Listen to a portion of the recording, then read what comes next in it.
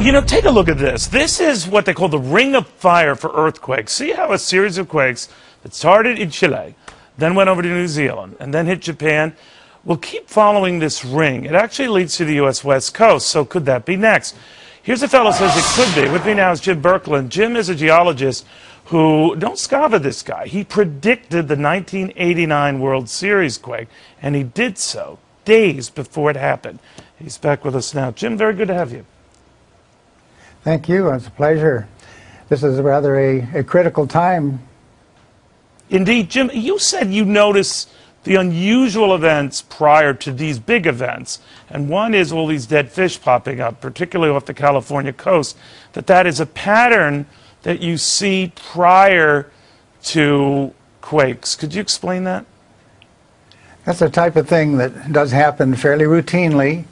Animals often anticipate upcoming quakes mainly due to the changes of the magnetic field that precede quakes, and is often found right after a big solar flare causes northern lights. The animals orient themselves like homing pigeons. I used to raise them. And dogs and cats will flee homes, change their normal feeding patterns.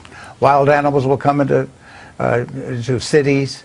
There are many, many clues out there, and so many of my colleagues have just ignored such factors and believe all truth comes out of a black box. But you're now, saying these anomalies, yeah, the same anomalies you saw back at the time of the California quake at '89, you're seeing being repeated now, particularly off the California coast.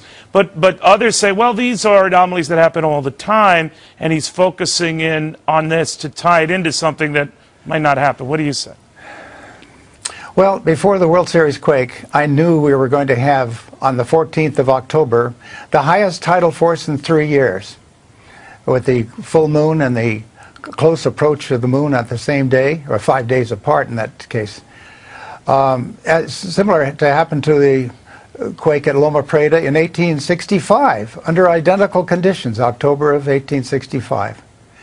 And 3 years prior to the World Series quake, we had even higher tides at the end of the year in '86, and I gave talks to scientific organizations and business organizations and said we should have a quake of about 4.5 or so within the next time towards New Year's.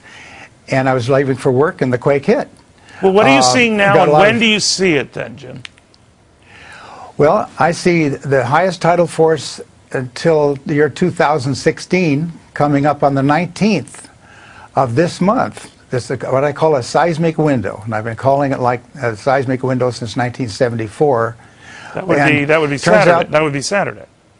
Yes, and the next day is the equinoctial tides, the time of the full moon, and the equinox, the first day of the spring.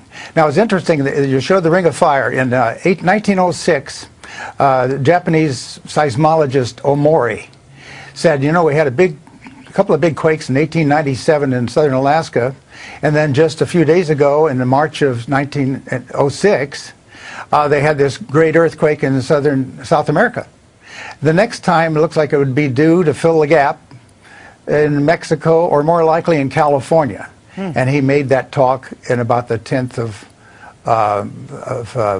April in 1906. And sure enough, the quake happened. And I've got so many stories now of animals and people that just weirding out, doing anticipated the quake. Okay, Jim, we're going to watch closely. And so right now, go ahead, finish that thought. Well, I'll just say that the Northwest U.S. is in a great under the gun, as I had called us in 1989. Wow. And at Southern California, you know, they just had an unusual fish wash ashore. The same thing is called a earthquake fish in Japan. All right, we'll watch closely, Jim. I think people should pay attention because of your history. You've been right about this. Jim Berkland, thank you very, very much. My pleasure, I hope.